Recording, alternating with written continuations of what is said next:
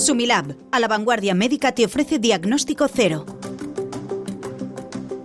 Bienvenidos a Diagnóstico Cero, un espacio de Sumilab para explorar la vanguardia médica. En este episodio nos vamos a centrar en el universo del tratamiento del dolor, una realidad que muchos se enfrentan pero que cuenta con avances esperanzadores. Nos acompaña como siempre Álvaro Payá, CEO de Sumilab. ¿Qué tal? Muy buenas. Buenas tardes, Rafa. Yo creo que hoy tenemos uno de los temas más candentes y que más atañen a las preocupaciones de la sociedad, ¿no? El dolor. Así es. Desde luego un dolor duele, valga la redundancia, y eso hace que le prestemos muchísima atención, y hay un alto porcentaje de la población que alguna vez lo ha sufrido. Nos acompaña el doctor Carlos Tornero, un distinguido médico anestesiólogo, especialista en tratamiento del dolor, dirige la Clínica Indolor Valencia. Tiene una formación especializada en el tratamiento del dolor realizada en Barcelona y actualmente lidera la Cátedra del Dolor de la Universidad Francisco de Vitoria, Fundación Vitas. Doctor Tornero, bienvenido. Muchas gracias, bienvenido. Diagnóstico Cero. Pues decíamos que es un tema que atañe a un porcentaje muy alto de la población, el dolor. Sí, efectivamente, al final todos vamos a tener en algún momento dolor. Esto sí que lo tenemos claro. Otras patologías puede ser que tengamos más dudas, pero el dolor lo vamos a tener. ¿Y por qué? Porque tenemos hoy en día, en el último observatorio que se ha hecho sobre el dolor, en el cual se pregunta a una gran cantidad de población, más del 20% de la población tiene dolor a diario. Y un dolor, no aquel dolor leve como podamos tener, hoy me levanto por la mañana, me duele un poco la cabeza, me duele un poco y luego va pasando, sino un dolor crónico, un dolor mantenido, un dolor que el 60% de los pacientes dicen que es de moderado a severo. Es decir, un dolor que realmente hay que tener en cuenta. Y no olvidemos que de los 8 principales patologías, enfermedades que tiene la población en España, 4 cursan con dolor. Dolor lumbar, dolor cervical, artrosis y migrañas. 4 de los 8. Por lo tanto, todos están implicados y estamos todos implicados, o bien como terapeuta que soy yo, pero también como paciente y cualquiera de los que nos están ahora mismo oyendo. Es un titular, todos vamos a sentir dolor, así como anuncio. Sí, sí. Yo sé que no es agradable, pero es importante que prestemos atención porque es real.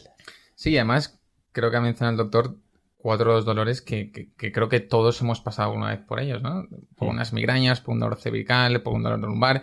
Yo creo que aquí el kit de la cuestión es en qué momento se vuelve crónico, cuándo un paciente detecta que el dolor es crónico, ¿no? Claro. Y sobre todo, pues, entender esa frecuencia y sobre todo, cómo tratarlo, ¿no? ¿Qué soluciones hay ante esto hoy en día? Pues digamos, de forma oficial, que es un dolor crónico, ¿no? Cuando consideramos esa migraña que tenemos ocasionalmente, se convierte en un dolor, pero un dolor crónico. Pues es aquel dolor que dura más de 6 meses. ¿De acuerdo? De forma más o menos constante. Ahora hay unas revisiones por diferentes sociedades científicas que dicen que son más de 3, pero la realidad es un dolor constante, más o menos mantenido, es decir, puede tener altibajos a lo largo del día, pero que tienes y que te acuerdas todos los días que te duele algo. Y ojo, que no es tan solo un síntoma, que esto es una de las cosas que hace años, ¿no? Antes dice, bueno, es un síntoma, sí, es un síntoma de alguna enfermedad. Me duele la zona del apéndice, pues oye, no vaya a ser que tenga una apendicitis, me duele la zona del brazo izquierdo, tal, voy a tener un infarto. Pero ahora además de un síntoma ya, la OMS lo considera una enfermedad en sí, como tal. Por lo tanto, no es tan solo una cosa que va asociada a algo, sino que realmente es una enfermedad así, en sí, y que hay que tratar. Y que muchas veces, a nivel de la población en general, por una cuestión puramente cultural, no tratamos. A mí viene la gente ahora vengo de la consulta, la gente me dice, no, yo es que aguanto mucho. Yo no soy de tomar pastillas. Digo, bueno, se toma usted la del azúcar, se toma usted la de la tensión, ¿y qué manía le tiene a la del dolor? Pues es algo cultural, algo que nos han dicho que tienes que sufrir, tienes que aguantar. Yo es que tengo mucho aguante. Digo usted, y todos tenemos mucho aguante hasta que duele de verdad. Y esto es real, ¿no? Me parece muy interesante este concepto, una enfermedad en sí misma, el dolor. O sea, podemos tener un dolor que no esté causado por ninguna otra cosa y que no haya nada que buscar, sino el dolor en sí mismo. Y ahora mismo, en relación con lo que decía Álvaro, ¿no? De un dolor agudo, ahora mismo tenemos un dolor agudo.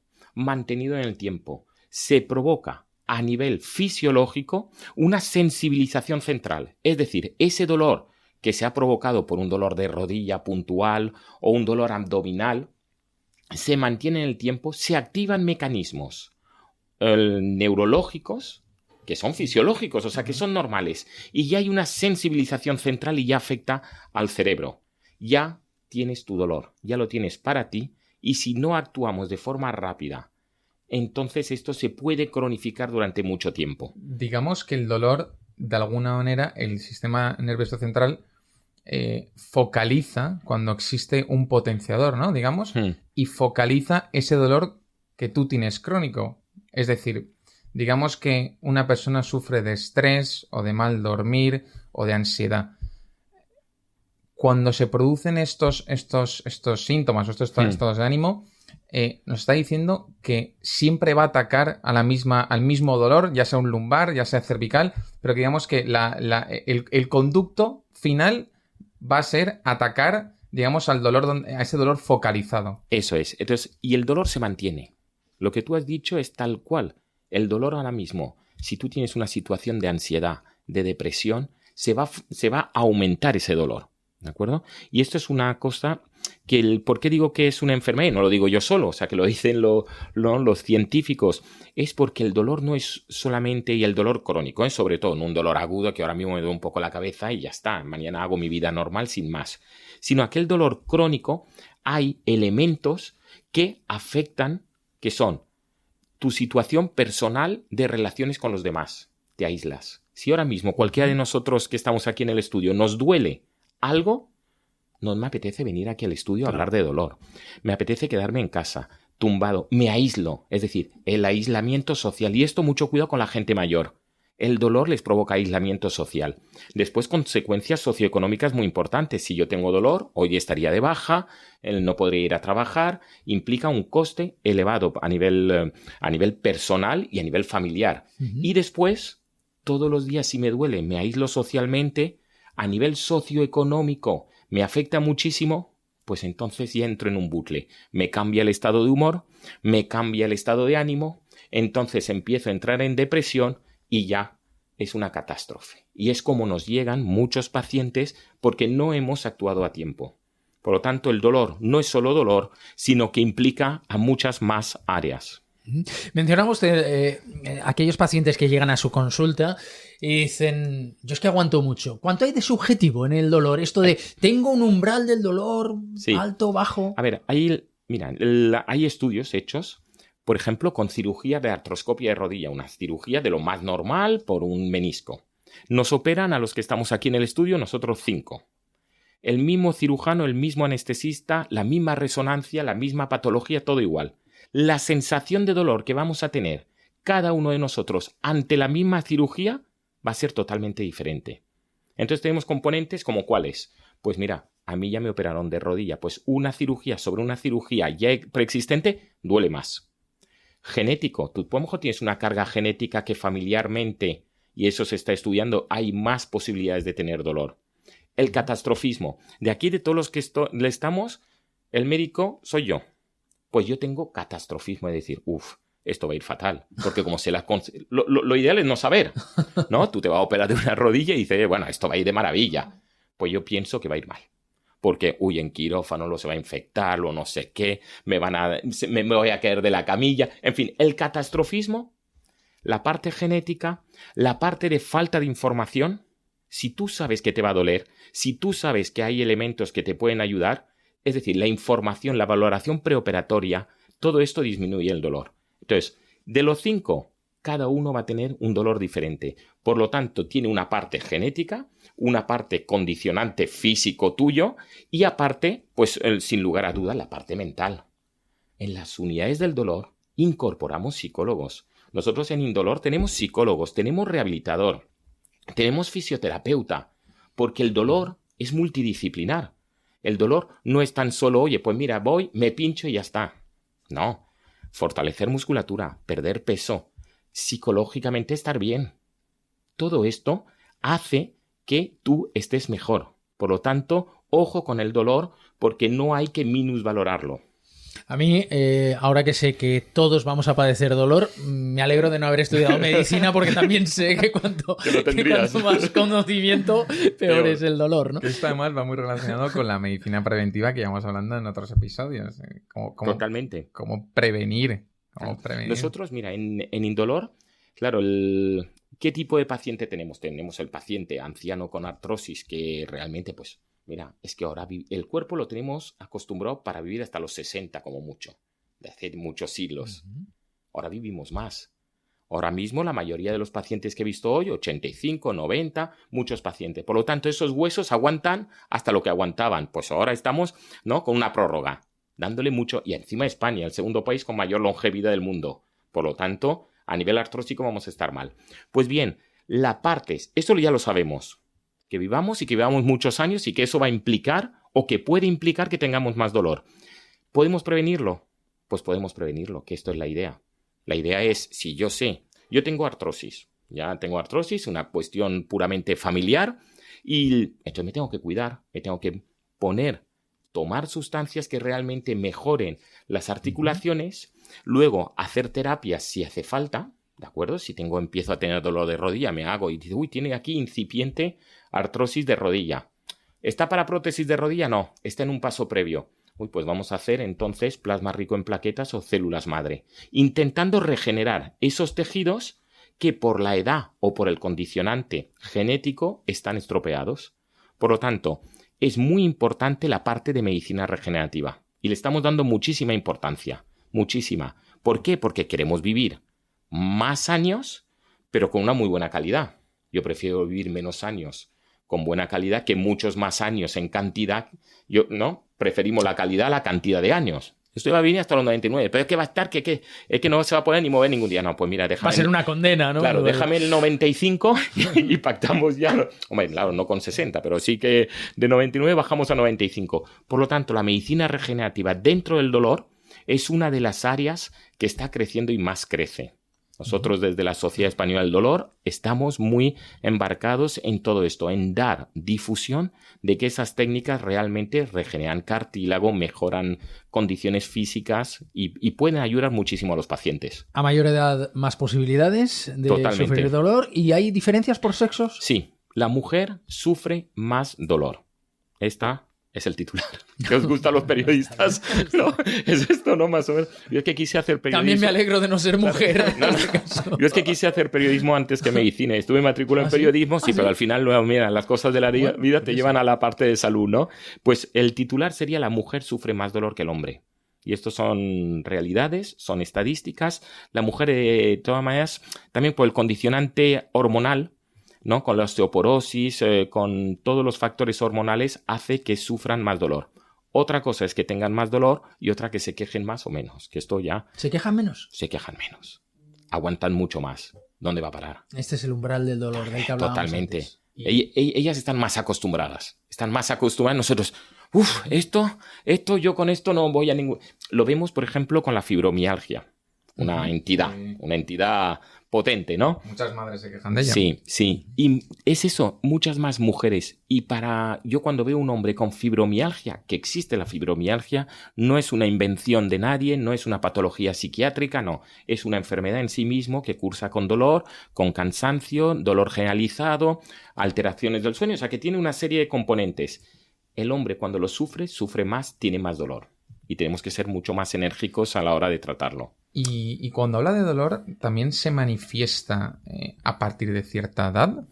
Entendemos que la tercera edad pues sí que es mucho más frecuente por razones obvias, ¿no? Pero le pueden venir pacientes de 25 o 30 años con un dolor lumbar agudo, con dolor cervical. Totalmente. Por razones que aparentemente son desconocidas, pero que también se pueden pronunciar, ¿no? Eso es. Vemos en esas edades más jóvenes, se ven más a nivel laboral o a nivel de ejercicios. Ahora mismo hay una epidemia de gimnasios, hay una epidemia, ¿no? de bienestar, entonces se ponen a levantar pesos, se ponen tal y se rompen. No, es que yo noté que cuando levantaba un peso, un clac. Ese clac es a lo mejor a nivel discal, has hecho una pequeña protrusión, has roto un poco las fibras de alrededor y eso es lo que ya te provoca dolor. Por lo tanto, el dolor, y en este caso pasa también en gente joven. También lo vemos mucho con todo esto del running, fitness y todas estas... yo que como no soy deportista, yo digo todas estas leches. Si fuera deportista diría, todas estas cosas tan bonitas que es el deporte. Pues bien, ¿no? A los deportistas que vienen a la clínica Indolor les digo, es que no es sano lo que estás haciendo. Dice, hombre, pues si todo el mundo dice que hagas deporte. Digo, todos menos yo, que a mí no me gusta. Y no pasa nada. Pero a lo mejor hay que ver cómo hacerlo, ¿no? También que es un poco la prevención de lo que hablábamos antes. Ahora en serio, hay que hacer deporte, hay que estar en forma, hay que fortalecer musculatura para no tener problemas. Sin lugar a dudas, una media maratón es una prueba fuerte que pone al límite nuestras... para gente que está entrenada y demás sin ningún problema, pero si no pone al límite nuestras articulaciones, nuestros músculos, los tendones y demás. Por lo tanto hay que tener cuidado y sobre todo ejercitar para poder hacerlo en unas condiciones adecuadas. Ha mencionado usted algunas estrategias antes, pero me gustaría incidir en ellas para prevenir que podamos tener dolor, puesto que todos vamos a tener dolor, puesto que cada vez vivimos más años y esa es una muy buena noticia, y cuando vayamos cumpliendo más años vamos a tener dolor. ¿Qué tenemos que hacer cuando no lo tenemos? Pues mira, sobre todo unas actitudes que no pasan por la farmacología, o sea, que no se trata de atiborrarse a pastillas, sino pasa por una situación personal que realmente sea adecuada conforme vas cumpliendo años. Es decir, salir a la calle, pasear, andar, si puedes hacer algo de deporte, no engordar, fortalecer musculatura, siempre lo mismo, algo que depende de uno mismo. Es decir, todo esto ayuda. Después, pues que tienes una artrosis de rodilla o una preartrosis que vemos que son iniciales, pues hazte una terapia, plasma rico en plaquetas, células madre. Que tienes una hernia discal porque se ha roto no sé qué, pues ponte algo a nivel del disco sin necesidad de operar, porque ahora mismo en las clínicas del dolor somos médicos intervencionistas que muchos problemas que antes se operaban, te metían en quirófano, anestesia general, varios días de convalecencia, los hacemos lo que llamamos percutáneos, es decir, atravesamos la piel, unas agujas, ponemos un equipo de radiología para ver dónde estamos y solventamos el problema y el paciente al día siguiente está haciendo vida normal. Por lo tanto, prevención, fortalecimiento muscular y no engordar. Es un avance médico importante, del que hay muchos más. Sí, muchísimos. Ahora mismo, claro, estas, digamos, serían las primeras, ¿no? Las primeras cosas que podemos hacer. Luego yo soy presidente de la Sociedad Española de Neuromodulación. ¿Qué es la neuromodulación? Es pues esto que hemos dicho antes, del agudo se convierte al crónico, sensibilización central, esto se está modulando el cerebro.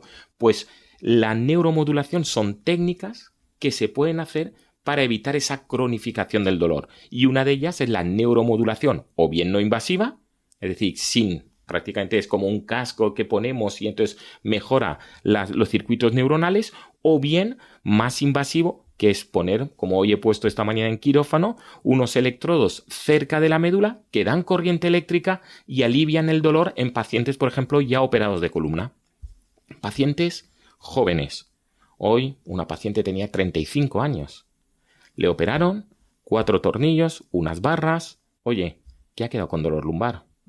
Ha sido bien operado por un buen cirujano en un buen hospital y la imagen radiológica es correcta. Pero un 20% de los pacientes bien operados siguen con dolor. Entonces, una de las opciones, además de otras técnicas, es poner un estimulador medular que da corriente eléctrica y que alivia ese dolor. Y la persona ya puede, porque nosotros ¿qué queremos en las unidades del dolor, en clínica Indolor? Mejorar la funcionalidad. Queremos bajar el dolor, pero luego la funcionalidad, es decir, oye, que hoy salgamos, que podamos pasear, que podamos estar, ¿no? Que no sea incapacitante. Eso es. Yo puedo tener ahora mismo un dolor de 7, ¿de acuerdo? De 0 a 10, imagínate un 7. Con farmacología lo puedo bajar al 2. Pero si con farmacología implica que el paciente va a estar dormido prácticamente todo el día, se va a levantar y se va a marear y tal, pues no.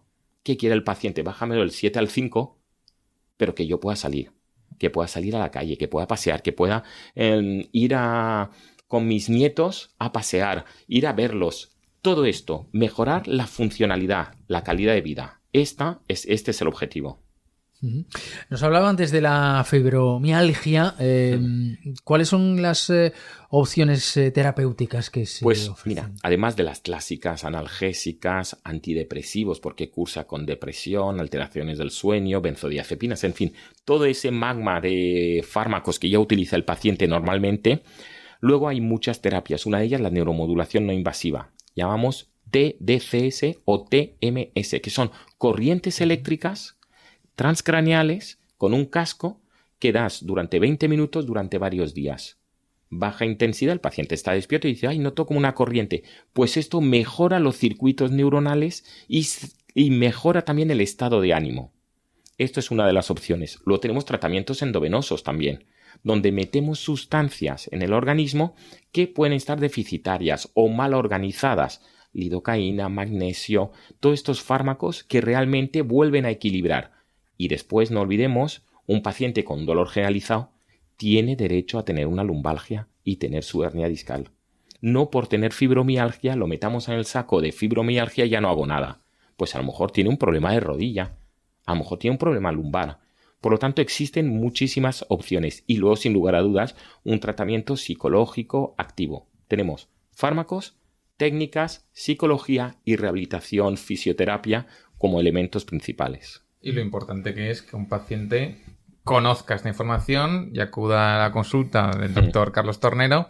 Y de esta manera también hay que comentar que se evitan múltiples cirugías. Eso es. Es decir, esto al final acaban siendo tratamientos mínimamente invasivos, por lo cual el paciente no es necesario que pase por una cirugía que tanto miedo a veces ofrece, ¿no? Eso es. Una de las cosas que además tienes que hacerte técnicas que luego sean reversibles.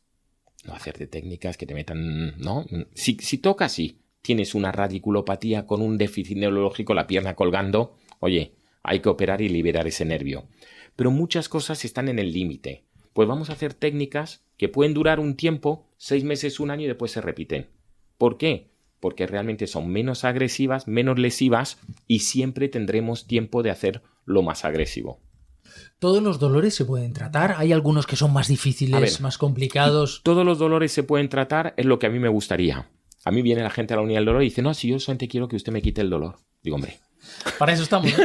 Digo, para eso estamos. Y el de la diabetes que le quite el azúcar, ¿no? O sea, que es que claro. Digo, se pueden tratar todos. Intentamos tratarlos. Intentamos disminuir la intensidad del dolor.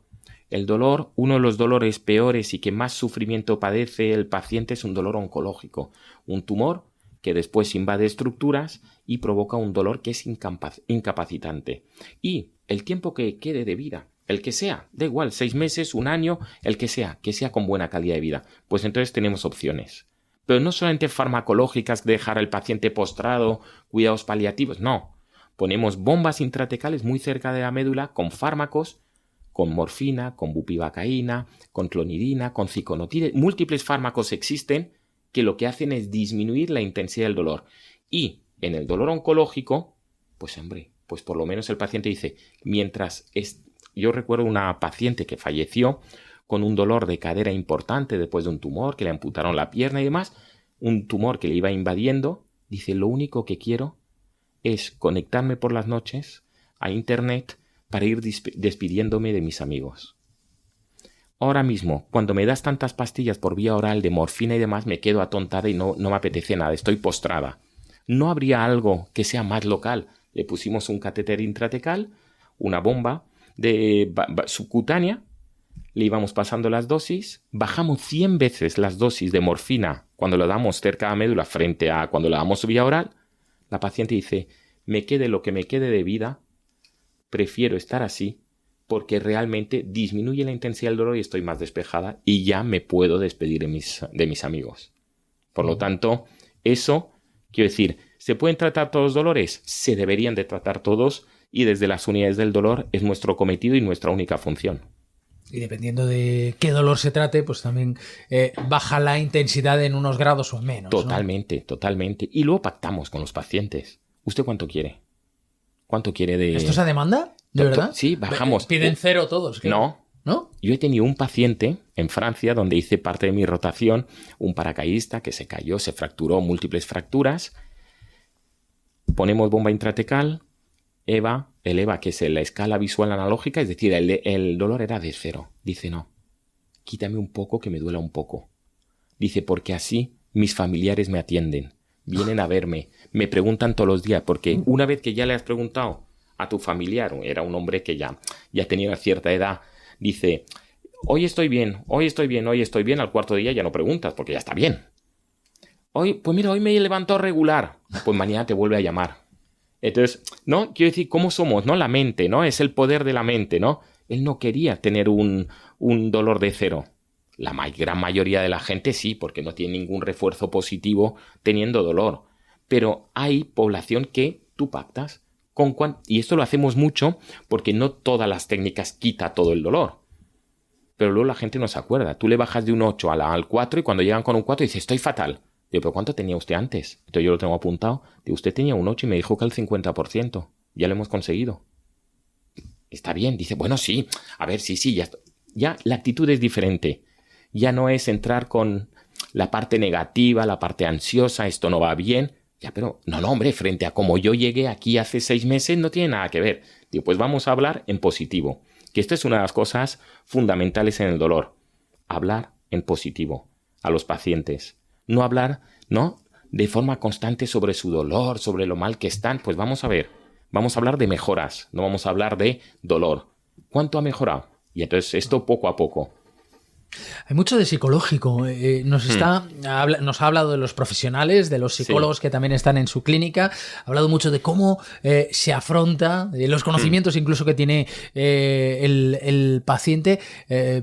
Aquello de no hay dolor que hemos heredado del cine, ¿puede llegar a ser posible? O sea, ¿podemos psicológicamente afrontar un dolor de manera que seamos capaces de superarlo? La gran mayoría de las veces hay algún elemento que provoca el dolor. Una artrosis en las facetas, una hernia discal, quiero decir, hay elementos. Pero sin lugar a dudas, nosotros lo vemos. La actitud con la que el paciente se enfrenta a su situación, y no solo de dolor, sino la gran cantidad de cosas que nos pasan en el día a día. Aquello del vaso medio lleno, medio vacío. Yo ahí hay compañeros en el hospital que es que lo ven todo medio vacío. ¿No? Que está fatal, que no sé qué. Digo, hombre, vamos a intentar verlo todo un poco más bien, ¿no? Pues ya está medio lleno. A lo mejor se llena más. Pues esto en el dolor lo mismo. Vamos a ver que los pacientes realmente... Claro que dolor implica malestar, sufrimiento y demás. Pero, hombre, se puede actuar de otra manera. Y la empatía... Romper el círculo vicioso, totalmente, ¿no?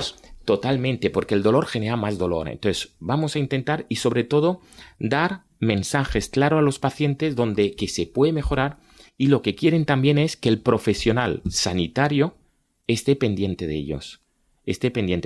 Y eso no lo hacen solo los médicos. Lo hacen las enfermeras, las auxiliares, todos los equipos. Nosotros en la unidad del dolor del clínico tenemos 4 enfermeras, tenemos un auxiliar, tenemos psicólogo, tenemos muchísima gente que todos profesionales sanitarios están hablando a diario con los pacientes y se encuentran muchísimo mejor cuando se les explica las expectativas.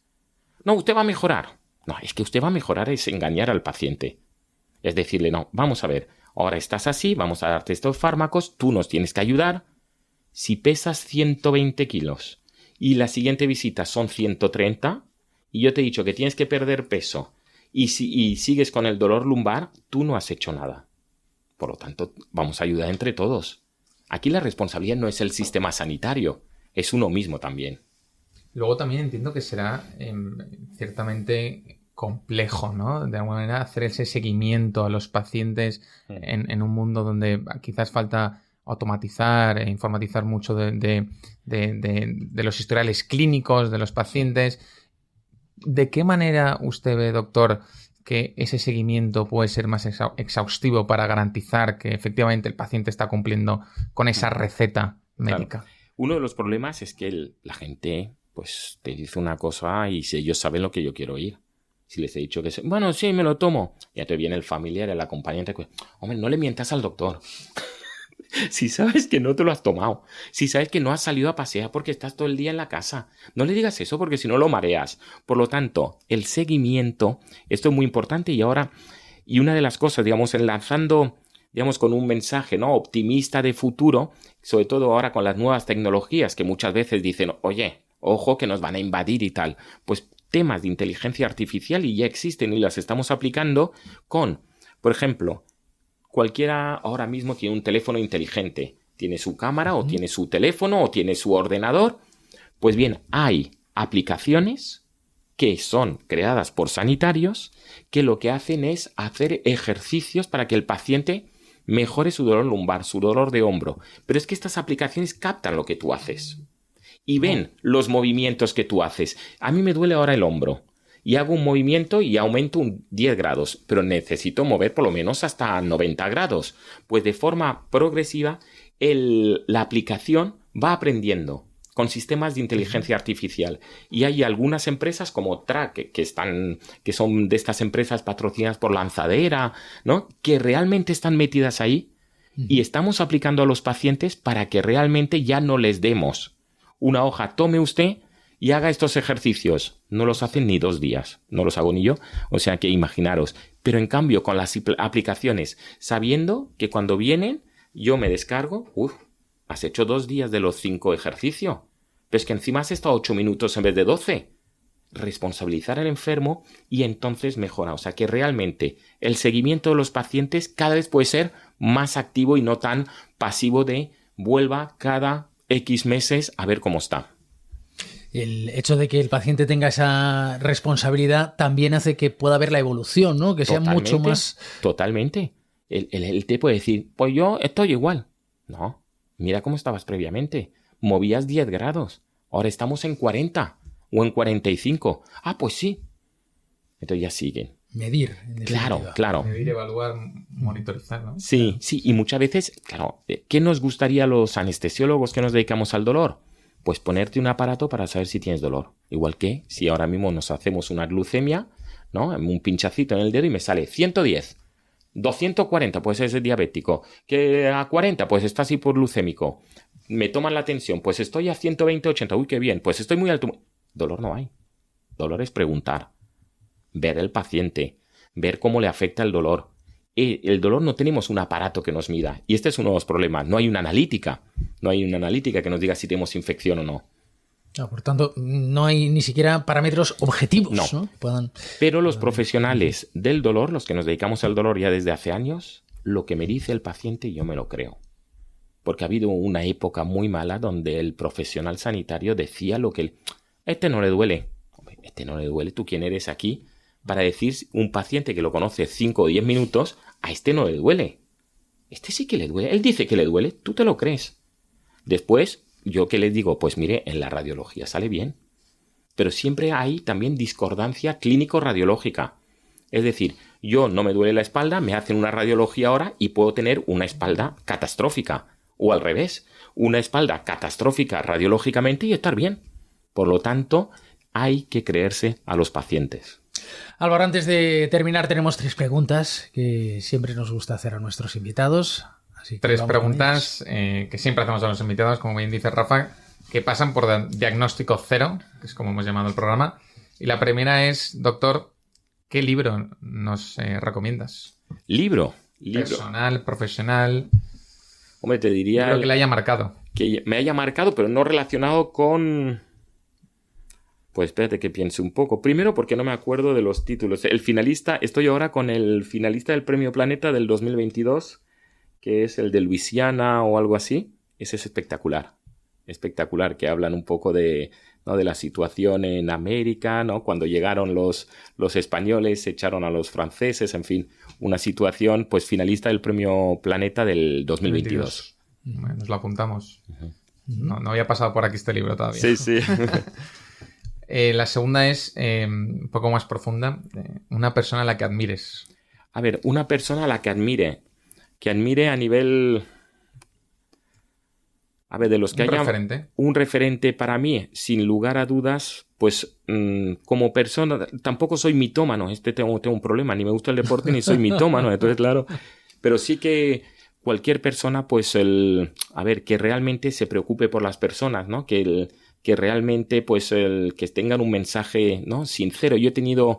compañeros y he tenido mentores míos, ¿no?, que han sido compañeros y que para mí han sido referentes. Fallecieron uno de ellos, que es Luis Aliaga, ¿no?, que falleció de forma abrupta, bastante joven, y para mí este me marcó, ¿no?, porque realmente era un profesional íntegro y un profesional que dices, oye, qué gusto encontrarte con gente así en tu camino, ¿no? Muy bien.